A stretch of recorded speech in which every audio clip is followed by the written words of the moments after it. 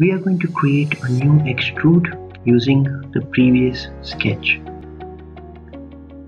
We have the sketch here, which was previously created.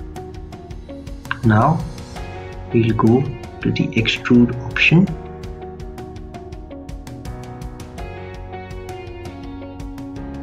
In the placement tab, click define.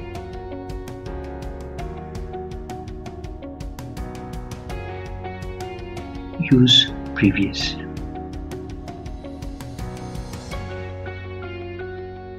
Now we are taken to the sketch mode.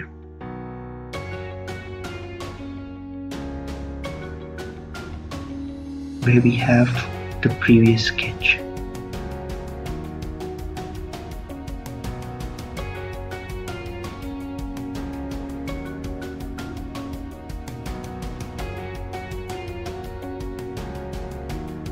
Click on offset.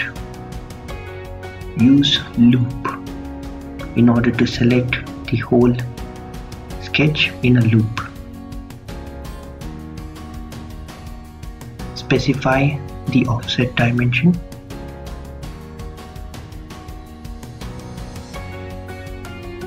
Click close.